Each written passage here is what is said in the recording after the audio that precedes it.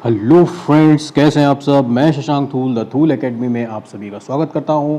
आप हमसे जुड़ सकते हैं फेसबुक के माध्यम से, टेलीग्राम के माध्यम से और व्हाट्सएप के माध्यम से। यहां पर हम एमपीपीएससी मेंस को डिस्कस कर रहे हैं। एमपीपीएससी के मेंस के इकोनॉमी यानी अर्थव्यवस्था वाले पार्ट को हम यहाँ डिस्कस कर रहे हैं। पिछली क्लास में हमने देखा था बैंकिंग सिस्टम को, हमने आरबीआई को देखा और मॉनेटरी पॉलिसी को भी समझा था। अब हम थोड़ा देखते हैं, हमारे नेक्स्ट टॉपिक की तरफ चलते हैं जो है टैक्स के बारे में। इस सेशन में हम देखेंगे कि हमारा टैक्स सिस्टम कैसा होता है, टैक्स क्या होता है, टैक्स की प्रणालियाँ क्या होती है, अच्छी कर प्रणाली क्या होती है, इसको भी हम जानेंगे। तो चलिए आइए शुरू करते हैं आज का लेक्चर। तो सबसे पहले हम देखते हैं टैक्स। टैक्स क्या होता है। टैक्स की अगर मैं बात करूं तो जैसे पुराने ज़माने में भी आपने देखा होगा, पुराने समय में राजा होता था और उनकी प्रजा होती थी। तो प्रजा से राजा क्या लेता था? टैक्स लेता था, कर लेता था। अब वो कर कई प्रकार के होते थे। अगर कोई खेती करने वाला किसान है तो उससे उसकी उपज के बदले में लिया जाता था। व्यापारी होते थे तो उनसे पैसों और मुद्राओं के रूप में लिया जाता था। अलग अलग प्रकार के कर लिए जाते थे। फिर जो राजा होते थे वो अपने क्षेत्र का विस्तार करते थे, जिससे ज़्यादा से ज़्यादा लोग उसके अंडर में आ जाएं और ज़्यादा से ज़्यादा उसको टैक्स मिलने लगे। जो अच्छा राजा होता था वो जो जनता से जो टैक्स लेता था उसको अच्छे कामों में लगाता था, जैसे सड़क बनाना, नहर खुदवाना, ये सारे काम, अच्छे अच्छे काम किया करता था, जनता की भलाई वाले काम किया करता था। जो बुरा राजा होता था वो क्या करता था, वो अपने ऊपर खर्चा करता था। जो जनता से टैक्स मिला है कि भाई अपने शान और शौकत में, अपने राजशाही में खर्चा कर रहा है। फिर कुछ राजा ऐसे होते थे जो पूरा पैसा इस बात में खर्चा करते थे कि हमें अपना सुरक्षा को बढ़ाने के लिए, कि भाई पड़ोसी राज्य हम पे हमला ना कर दे। तो इस प्रकार से सिस्टम चला करता था। फिर यही सिस्टम आगे चल के जो आधुनिक सिस्टम में कन्वर्ट हुआ। जब आधुनिक सिस्टम में हम आए, जो केंद्र शासन है, राज्य शासन है और दूसरे संस्थान हैं, उन्होंने टैक्स लगाना चालू किया। जैसे कि जनरली आपको पता होगा कि टैक्स दो प्रकार के होते हैं, डायरेक्ट टैक्स होता है, इनडायरेक्ट टैक्स होता है, प्रत्यक्ष कर, अप्रत्यक्ष कर जिसे हम कहते हैं। तो इस टाइप के कर लगाने चालू किए। सरकार इस प्रकार से जो कर लगाती है उसको इकट्ठा करती है और कई प्रकार से उसे खर्चा करती है। जैसे सुरक्षा में खर्चा करती है, शिक्षा में खर्च करती है, स्वास्थ्य में खर्च करती है, रिसर्च और डेवलपमेंट में खर्च करती है। तो इस प्रकार से ये सब होता है। इसको हम आगे चल के जब क्लास और आगे चल के हम इसको और डिटेल में डिस्कस करेंगे। तो ये हम देखते हैं कि ये कर क्या है। कर तो आपको समझ में आ गया होगा। थोड़ा सा इसकी डेफिनेशन देखते हैं।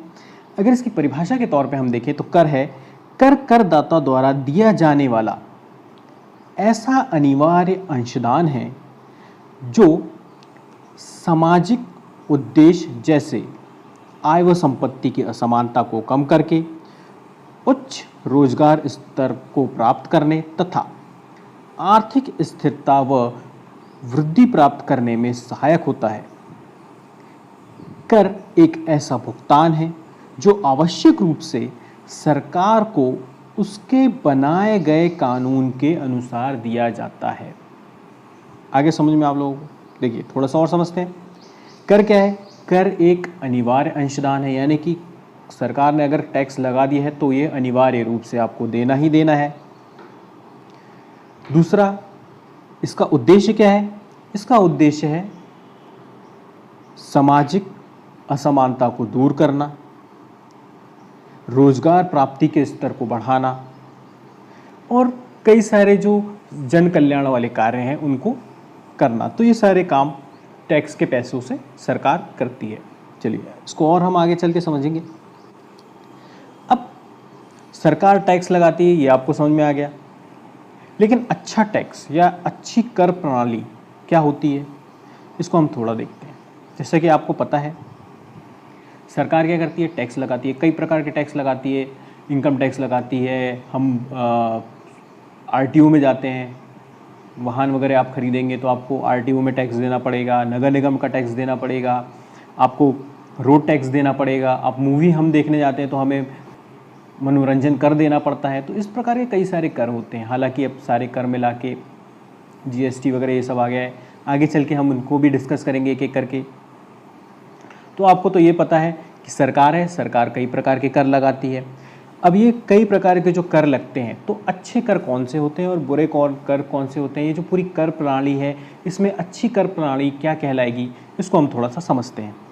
अच्छी कर प्रणाली जैसे कि यहाँ पे है, करारोपण के समस्त सिद्धांतों का समावेश हो, यानी कि जितने बड़े बड़े अर्थशास्त्रियों ने जितने बड़े बड़े सिद्धांत दिए हैं कि अच्छी कर प्रणाली में ये होना चाहिए, अच्छी कर प्रणाली में वो होना चाहिए, ऐसी होनी चाहिए, वैसी होनी चाहिए, तो भाई अच्छी कर प्रणाली वो है जिसमें जो बड़े बड़े ज्ञानियों ने जो बड़े बड़े सिद्धांत दिए हैं उनका समावेश हो।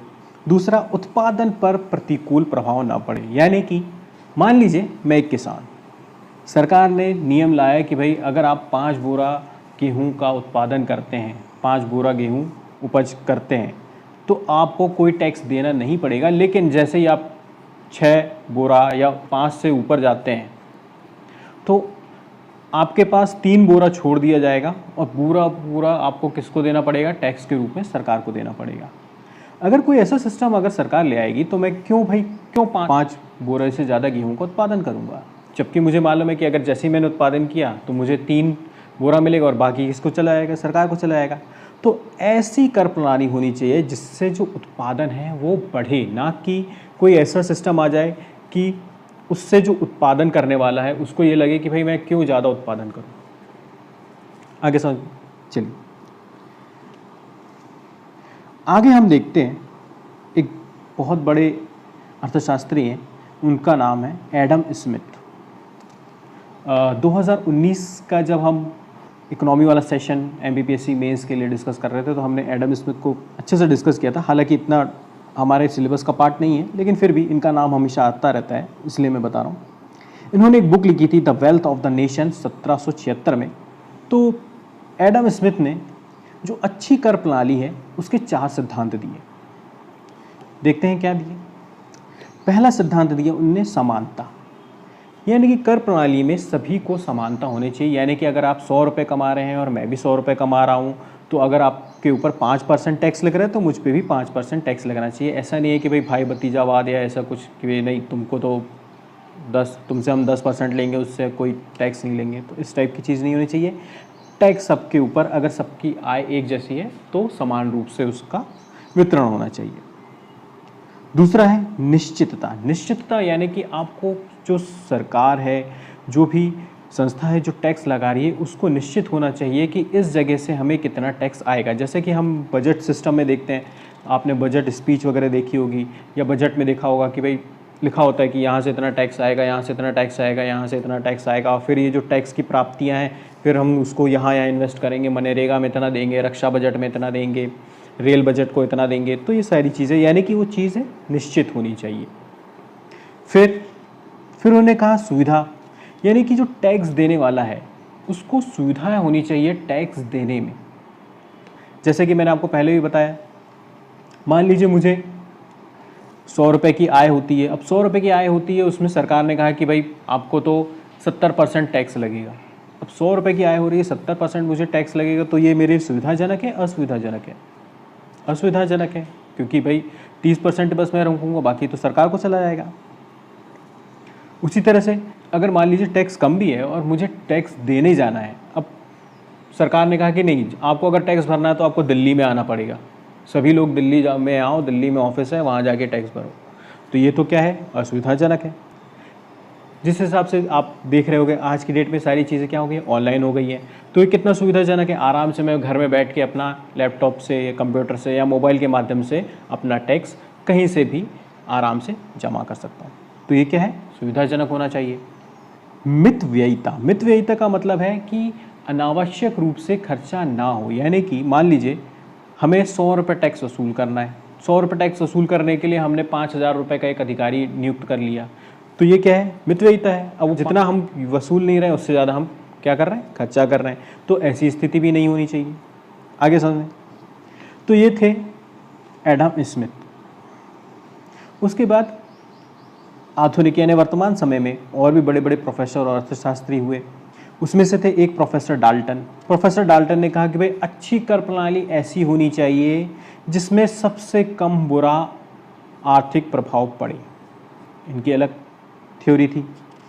हालांकि बड़े बड़े अर्थशास्त्री हैं, उनने क्या सिद्धांत दिए और क्या उनने कहा, इनको हमको डिस्कस नहीं करना है, लेकिन फिर भी थोड़ा सा समझने के लिए मैं आपको यहाँ बता रहा हूँ। उसके बाद और भी कई बड़े बड़े अर्थशास्त्री वगैरह हुए जिन्होंने कर प्रणाली के बारे में काफ़ी सारे सिद्धांत और नियम वगैरह दिए, हमें उतना डिटेल में नहीं जाना है। लेकिन आधुनिक जितने भी अर्थशास्त्री हुए, उन्होंने जो बहुकर प्रणाली है उसको श्रेष्ठ माना। बहुकर प्रणाली का मतलब होता है जो राज्य है वो कई प्रकार से कर को वसूले, यानी कई जगहों से कर को वसूले। मान लीजिए जैसा कि हम देखते हैं कि भाई हम रोड पे चलते हैं तो हमें रोड टैक्स देना होता है, हम टोल नाके से निकलते हैं तो हमें टोल टैक्स देना होता है, हम कुछ सामान खरीदते हैं तो हमें टैक्स देना होता है, कुछ सामान हम बेच रहे होते हैं तो हमें टैक्स देना होता है, हमारे पास आय प्राप्त होती है या इनकम होती है हमको तो हमें इनकम टैक्स देना होता है, जो हम मूवीज़ वगैरह देखने जाते हैं तो हमें मनोरंजन टैक्स देना होता है। तो ये सारे प्रकार के टैक्स, यानी कि कई जगह कई स्रोत होने चाहिए सरकार को या राज्य को टैक्स प्राप्त करने के। तो ये क्या है, बहु कर प्रणाली है। ठीक है, इसको और ऐसे समझते हैं कि मान लीजिए अगर कोई सरकार ने ऐसा कहा कि हम सिर्फ एक ही जगह से टैक्स लेंगे, मान लीजिए उस सरकार ने कहा कि हम सिर्फ पेट्रोल पे टैक्स लेंगे, बाकी सब सारी चीज़ें फ्री हैं। तो अब होगा क्या कि मान लीजिए कोई ऐसा सिस्टम आया या लोगों ने पेट्रोल यूज़ करना बंद कर दिया या लोगों ने पेट्रोल लेना बंद कर दिया, तो क्या होगा, सरकार की आय कहाँ से आ रही है, टैक्स से आ रही है। तो सरकार की आय जो है, यानी कि जो टैक्स प्राप्त हो रहा है वो क्या हो जाएगा, अचानक बंद हो जाएगा। तो ऐसे में जो सरकार है वो काम नहीं कर पाएगी। इसीलिए जो वर्तमान के जो आधुनिक अर्थशास्त्री हैं उन्होंने जो बहुकर प्रणाली है उसको श्रेष्ठ माना है। आगे समझ में, चलिए आगे बढ़ते हैं। तो ये थी अच्छी कर प्रणाली। आपको इतना डिटेल में नहीं जाना है कि डाल्टन ने क्या कहा और एडम स्मिथ ने क्या कहा। सिंपली 2 लाइन जो हमने कहा कि अच्छी कर प्रणाली में करारोपण के समस्त सिद्धांतों का समावेश होना चाहिए और उत्पादन पर कोई प्रतिकूल प्रभाव नहीं पड़ना चाहिए। ये क्या है, अच्छी कर प्रणाली। अब हम देखते हैं अच्छी कर प्रणाली के क्या विशेषताएं होती है या क्या लक्षण होते हैं, इनको एक एक पॉइंट पे समझते हैं। अच्छी कर प्रणाली जो होती है वो कैसी होनी चाहिए, वो न्यायपूर्ण होनी चाहिए। न्यायपूर्ण का मतलब है कि अब मान लीजिए मुझे 100 रुपये आय होती है और सरकार ने कहा कि आपको तो भाई 50% टैक्स लगेगा, यानी कि आधे से ज़्यादा अगर मैं टैक्स में ही दे दूँगा तो मैं क्यों ऐसा काम करूं कि मुझे आय मिले, या फिर मैं ऐसा काम करूंगा कि मैं अपनी आय छुपाने लगूंगा, टैक्स चोरी करने लगूंगा। ठीक, तो टैक्स जब भी सरकार लगाए या कोई भी संस्था लगाए या राज्य लगाए तो ऐसा हो कि भाई सामने वाले को देने में सुविधा हो, उसके साथ न्याय हो। ठीक, दूसरी चीज़ जैसे कि मैंने आपको बताया समानता, यानी कि भाई ऐसा नहीं है कि तुम भी 100 रुपये कमा रहे हो, मैं भी 100 रुपये कमा रहा हूँ तो आप पे भी 5% टैक्स लगना चाहिए तो मुझ पे भी 5% टैक्स लगना चाहिए। चलिए अगला देखते हैं, निश्चितता का गुण। जैसे कि मैंने बताया कि चीज़ निश्चित होनी चाहिए एडम स्मिथ वाले सिद्धांत के तहत, कि सरकार को या राज्य को या संस्था को पता होना चाहिए कि हम यहाँ से कितना टैक्स ले रहे हैं, ये निश्चित होना चाहिए। फिर है आर्थिक विकास एवं स्थिरता के अनुरूप, यानी टैक्स प्रणाली या जब भी टैक्स लिया जाए या जब भी टैक्स लगाया जाए वो इस प्रकार का होना चाहिए जिससे आर्थिक विकास को बल मिले और आर्थिक स्थिरता या अर्थव्यवस्था की जो स्थिरता है वो बनी रहे या उसके अनुकूल हो। ऐसा टैक्स नहीं होना चाहिए कि भाई आपने टैक्स लगा दिया और पूरा अर्थव्यवस्था हमारी चौपट हो गई या अर्थव्यवस्था में बड़ा भूचाल सा आ गया। ठीक, चलिए अगला है उत्पादकता का गुण। उत्पादकता का गुण से मतलब है कि जब आप टैक्स लगाएं, जैसा कि मैंने आपको पहले भी बताया था कि मैं किसान हूं, मैं 5 बोरा गेहूं उपज करता हूं, सरकार ने कहा कि 5 से जैसे ही आप ज़्यादा उगाओगे या उपज करोगे तो उसमें से सिर्फ 3 बोरा आपके पास रहेगा और बाकी किसके पास चलाएगा, सरकार के पास चलाएगा। फिर आप 10 बोरा उपज निकालो या 100 बोरा उपज निकालो। तो ऐसी कंडीशन में मैं क्यों अपना उत्पादन बढ़ाऊँगा, मैं तो 5 ही बोरा उत्पादित करूँगा क्योंकि मुझे मालूम है 5 बोरा तक मुझे सरकार को कोई टैक्स नहीं देना है। तो टैक्स सिस्टम या कर प्रणाली ऐसी होनी चाहिए, या सरकार जब भी कर लगाए या संस्थान जब भी कर लगाए तो ऐसा लगाए जिससे जो उत्पादन है वो बढ़े, उत्पादन करने हेतु प्रोत्साहन मिले। अगला देखते हैं बहुकर प्रणाली। बहुकर प्रणाली को जैसे भी हमने डिस्कस किया कि एक ही जगह या कोई एक निश्चित ही स्रोत नहीं होना चाहिए, कई स्रोतों से सरकार को या संस्थान को अब कर लेना चाहिए। जैसा कि मैंने आपको बताया है कि हम मूवी देखने जाते हैं तो मनोरंजन कर लगता है, जब हम कुछ खरीदते हैं तो कर लगता है, बेचते हैं तो कर लगता है। तो कई सारे स्रोतों से जो सरकार है अप्रत्यक्ष प्रत्यक्ष रूप से सरकार जो है कर को प्राप्त करती है। अधिकतम सामाजिक लाभ, सरकार कर क्यों इकट्ठा कर रही है? सरकार कर इकट्ठा क्यों करती है? सरकार कर इकट्ठा करती है और उसको समाज को लौटाती है। यानी कि सरकार फिर क्या करेगी? उसको सुरक्षा में लगाएगी, उसको स्वास्थ्य में लगाएगी, शिक्षा में लगाएगी, स्कूल खोलेगी, कॉलेजेस खोलेगी, अस्पताल बनाएगी, सड़क निर्माण होगा, नहरों का निर्माण होगा, डैम का निर्माण होगा। तो सरकार जो भी कर वसूल रही है उसका क्या होना चाहिए? उसको ऐसे कार्यों में लगाना चाहिए या ऐसे कर वसूले या उनका ऐसा काम हो कि उससे अधिकतम जो समाज है उसको लाभ प्राप्त हो। ठीक है, अगला देखते हैं लोचशीलता। लोचशीलता का मतलब है फ्लेक्सिबिलिटी, यानी कि फ्लेक्सिबल हो। जैसे कि मैंने आपको उदाहरण दिया कि मैं किसान हूँ, मैं 5 बोरा गेहूँ उगाता हूँ। सरकार ने कहा कि 5 से ऊपर जो भी उगाओगे वो सब हमारा। लेकिन अगर सरकार ने स्लैब बना दिया कि नहीं, अगर आप 5 बोरा तक गेहूँ उगाते हो तो आपको कोई टैक्स नहीं लगेगा, लेकिन आपने 6वां बोरा या 6 से 10 बोरा गेहूँ आपने उपज किया तो आपको 1 बोरा सरकार को देना पड़ेगा। 10 से 50 के बीच में अगर आपने उपज किया तो आपको 2 बोरा सरकार को देना पड़ेगा। 50 से 100 के बीच में अगर आप उपज करते हैं तो आपको 5 बोरा सरकार को देना पड़ेगा। तो ये क्या हो गई? ये फ्लेक्सिबिलिटी हो गई। स्लॉट्स हमने बना दिया कि भाई अब मुझे मालूम है कि मैं अगर 10 से 50 उपज करता हूँ तो मुझे 2 बोरा सरकार को देने हैं, तो क्यों ना मैं 50 बोरा तक उपज करूँ, मुझे तो सरकार को 2 ही बोरे देने। ठीक, फिर एक चीज़ तो ये हो गई। दूसरी फ्लेक्सिबिलिटी क्या होती है? दूसरी फ्लेक्सिबिलिटी ये होती है कि सरकार कोई ऐसा कठोर ऐसे या कड़क नियम ऐसा ना बना दे कि नहीं आपको तो 5% ही देना है या आपको 10% ही देना है। सरकार के पास ऐसी स्वतंत्रता होनी चाहिए, राज्य के पास ऐसी स्वतंत्रता होनी चाहिए, ऐसी फ्लेक्सिबिलिटी होनी चाहिए, ऐसी लोचशीलता होनी चाहिए कि समय के हिसाब से वो अपने कर को घटा या बढ़ा सके। मान लीजिए अर्थव्यवस्था अच्छी चल रही है या सरकार को लगता है कि नहीं हमें तो रोड टैक्स कम कर देना चाहिए या हमें इस पर्टिकुलर उत्पादन पर टैक्स कम कर देना चाहिए। जैसे कृषि आय है, कृषि को हम छोड़ देंगे कि भाई आप कितना भी कृषि से उत्पादन कर सकते हैं, हम उस पर कोई टैक्स नहीं लेंगे। तो ये क्या है? सरकार की लोचशीलता है, कर की लोचशीलता है। उसके बाद अगर मान लो ऐसी कोई संकट वाली स्थिति बनती है कि मान लीजिए युद्ध हो गया या कोई, जैसे कि हम इस समय कोरोना संक्रमण चल रहा है, सरकार के पास पैसे नहीं है, तो सरकार ने कहा कि नहीं हम ज़्यादा से ज़्यादा टैक्स लेंगे। जैसे कि आपने देखा होगा अभी एल्कोहल उत्पादन और शराब उत्पादन के में सरकार ने काफ़ी सारा टैक्स बढ़ा दिया। क्यों बढ़ा दिया? क्योंकि उससे जो आय हो रही है वो किस पे खर्चा कर रहे हैं? वो अपने स्वास्थ्य पे खर्चा कर रहे हैं।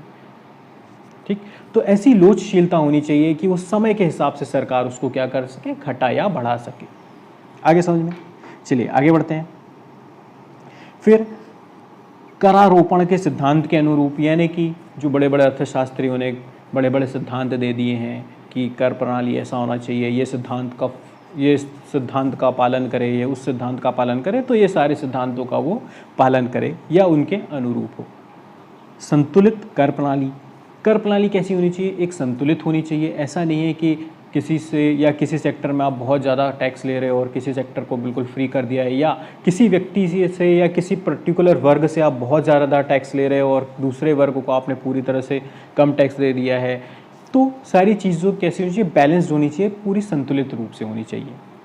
फिर है अगला मितव्ययिता। मितव्ययिता जैसे मैंने आपको बताया, ज़रूरत से ज़्यादा खर्चा नहीं करना है। मतलब ऐसी टैक्स प्रणाली हो कि जिसको वसूलने में हमें लाभ हो। ऐसा ना हो कि भाई हमने 50-50 हज़ार के ऑफिसर्स अपॉइंट कर दिए टैक्स विभाग में और जो टैक्स वसूला जा रहा है वो सिर्फ 20-25 हज़ार वसूला जा रहा है। तो ऐसी प्रणाली या मितव्ययिता नहीं होनी चाहिए। फिर है करदाताओं की सुविधा का ध्यान, यानी कि जो करदाता है उनकी सुविधा का ध्यान भी रखना चाहिए। जैसे कि मैंने आपको बताया कि हम ऑनलाइन सिस्टम होता है, तो मैं अब घर से बैठ के या किसी भी जगह से बैठ के अपना टैक्स कहीं से भी भर सकता हूँ।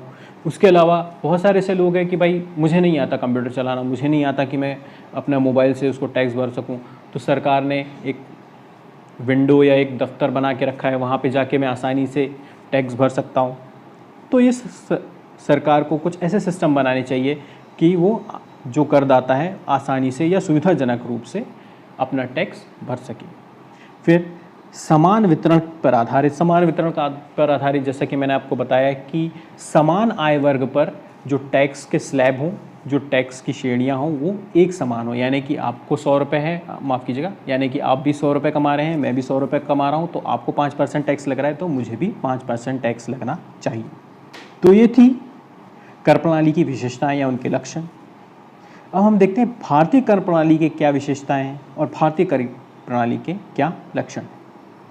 अगर मैं भारतीय कर प्रणाली की बात करूं तो भारतीय कर प्रणाली का पहला लक्षण है समानता पर आधारित। जैसा कि मैंने कहा कि समानता, यानी कि आप भी 100 रुपये कमा रहे हैं, मैं भी 100 रुपये कमा रहा हूं, तो आपको भी अगर 5% टैक्स लग रहा है भारतीय कर प्रणाली के हिसाब से, तो मुझे भी 5% ही टैक्स देना है भारतीय कर प्रणाली के हिसाब से। विविधता पर आधारित। विविधता, जैसे मैंने आपको बताया कि अलग अलग सिस्टम में अलग अलग चीज़ें होती है। जैसे कि एक छोटा सा उदाहरण मैं आपको बताऊं तो जो इनकम टैक्स लगता है, उसमें जो इनकम टैक्स के तहत छूट दी जाती है वो अलग अलग श्रेणी में अलग अलग दी जाती है। अगर आप महिला हैं तो आपको ज़्यादा छूट मिलेगी, अगर आप बुज़ुर्ग हैं तो आपको ज़्यादा छूट मिलेगी। तो ये क्या है, ये विविधता है। प्लस अलग अलग उसके स्लैब हैं कि अगर आप 5 लाख तक कमाते हैं तो आपको इतना देना पड़ेगा, 5 से 10 लाख कमा रहे हैं तो इतना देना पड़ेगा, 10 लाख से 20 लाख कमा रहे हैं तो आपको इतना टैक्स लगेगा। तो ये क्या है, इसकी विविधता। तो भारतीय कर प्रणाली किस पे आधारित है, पूरी विविधता पर आधारित है। फिर है निश्चितता का सिद्धांत। जैसे कि हमने एडम स्मिथ में बताया, निश्चितता यानी कि सरकार को निश्चित है कि भाई इस श्रेणी से या इस वर्ग से हम इतना टैक्स आएगा, इस जगह से इतना टैक्स आएगा, इस जगह से इतना टैक्स आएगा। ये सारी चीज़ें कैसी हैं, निश्चित हैं। लोचपूर्ण कर प्रणाली, जैसे कि मैंने बताया कि फ्लेक्सिबल है, सबके लिए अलग अलग है। साथ में सरकार अपने अपने हिसाब से टैक्स को क्या कर रही है, घटा भी सकती है और बढ़ा भी सकती है। उत्पादकता का गुण, सरकार कर प्रणाली या भारतीय कर प्रणाली कैसी है, जिसमें उत्पादकता का गुण है, ये जो उत्पादन को प्रोत्साहित करती है। भारतीय कर प्रणाली में जो टैक्स प्रणाली है वो किस प्रकार की है, कर प्रणाली की किस प्रकार की है, उससे जो उत्पादन है उसको क्या मिल रहा है, उसको प्रोत्साहन मिलता है। फिर है प्रत्यक्ष एवं अप्रत्यक्ष करों की विविधता। जैसे कि आपको पता है कि हमारे यहाँ का जो टैक्स सिस्टम है वो कैसा है, प्रत्यक्ष कर, अप्रत्यक्ष कर, डायरेक्ट और इनडायरेक्ट टैक्स सिस्टम है और इसकी विविधता भी है।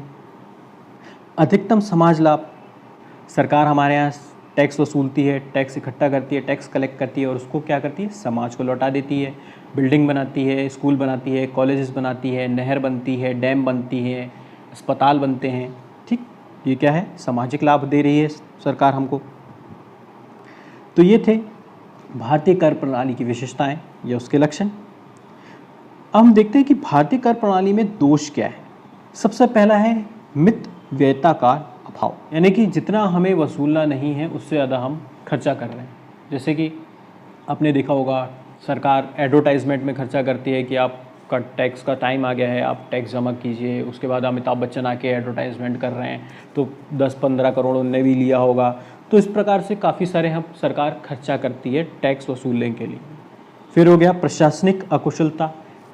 भारतीय कर प्रणाली में जो टैक्स ऑफिसर्स हैं, अगर हम देखें तो जैसे कि आप लोगों को पता होगा कि आप भी अगर पीएससी वगैरह देखें, आप भी टैक्स ऑफिसर बनेंगे, एसएससी के माध्यम से बन सकते हैं और हमारे यूपीएससी के माध्यम से भी बड़े बड़े अधिकारी या इस विभागों में आप बड़े अधिकारी बन सकते हैं।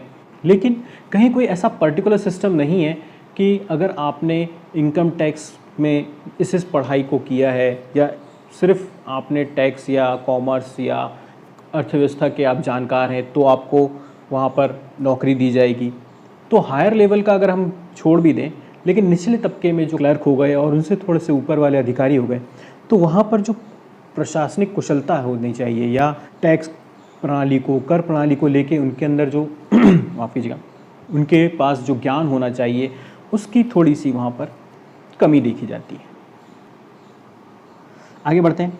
अगला है कर चोरी की समस्या। भारत में अगर हम देखें तो कर चोरी एक आम बात है।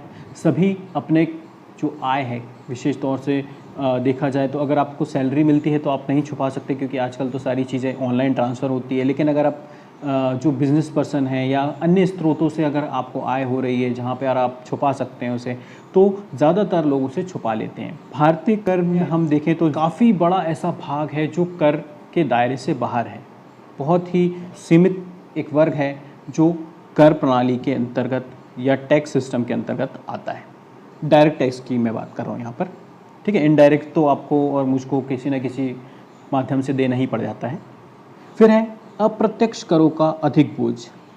जैसे कि मैंने आपको बताया कि बहुत सारा वर्ग, जैसे कि हमारे यहाँ जैसे मान लीजिए कि अगर मेरी आय 5 लाख तक है और 5 लाख तक मुझे सरकार जो वर्तमान स्लैब चल रहा है इनकम टैक्स का, मुझे सरकार को कोई टैक्स नहीं देना है। अगर आप खुद देखिए कि कितने ऐसे लोग हैं जिनकी आय 5 लाख या उससे अधिक है, बहुत ही कम ऐसे लोग मिलेंगे, या एक बहुत ही कम प्रतिशत है भारतीय जनसंख्या का जो 5 लाख या उससे अधिक की आय करता है। इस वजह से जो सरकार है उसे कई प्रकार के अप्रत्यक्ष कर लगाने होते हैं। इसीलिए हमारे यहाँ जो अप्रत्यक्ष कर है उसका बोझ प्रत्यक्ष कर की तुलना में ज़्यादा होता है। आगे बढ़ते हैं। भारतीय कर प्रणाली है वो ग्रामीण क्षेत्रों को पूरी तरह से छूट देती है, या वहाँ पर जो कर है उसका भार बहुत कम है, जबकि भारत की जनसंख्या का आधे से ज़्यादा प्रतिशत जो है वो ग्रामीण क्षेत्रों में है और उनकी जो आय के स्रोत हैं वो भी ग्रामीण क्षेत्रों से ही हैं। अगला है सामाजिक न्याय की अनुकूलता को प्राप्त नहीं करती है भारतीय कर प्रणाली। सामाजिक न्याय की अगर मैं बात करूँ तो सामाजिक न्याय का अर्थ होता है कि सबके साथ एक जैसा न्याय हो, सबके साथ एक जैसा व्यवहार हो। लेकिन जैसा कि मैंने आपको बताया कि भारतीय कर प्रणाली में हम क्या करते हैं, महिलाओं को छूट दे देते हैं ज़्यादा, जो बुज़ुर्ग हैं उनको छूट दे देते हैं ज़्यादा। उसके साथ जो ग्रामीण क्षेत्रों से आय हो रही है या आप कृषि से आय करते हैं तो उनको या तो छूट मिल जाती है पूरी तरह से, या उन पर कर का बहुत कम भार होता है। तो इस प्रकार जो भारतीय कर प्रणाली है वो सामाजिक न्याय को प्राप्त करने के अनुकूल नहीं है। तो ये था आज का लेक्चर। इस लेक्चर को देखने के लिए आपका बहुत बहुत धन्यवाद। अगर आप हमारे पेड यूज़र हैं तो इस लेक्चर से संबंधित जो भी PDF हैं, जो भी नोट्स हैं वो आपको मिल गए होंगे। आगामी परीक्षाओं के लिए आपको बहुत बहुत शुभकामनाएं। बहुत ज़रूरी है तो ही घर से बाहर जाएं, घर पर रहें, पढ़ाई करें, अपना ख्याल रखें, अपनों का ख्याल रखें। मिलते हैं अगले लेक्चर में, तब तक के लिए जय हिंद, जय भारत।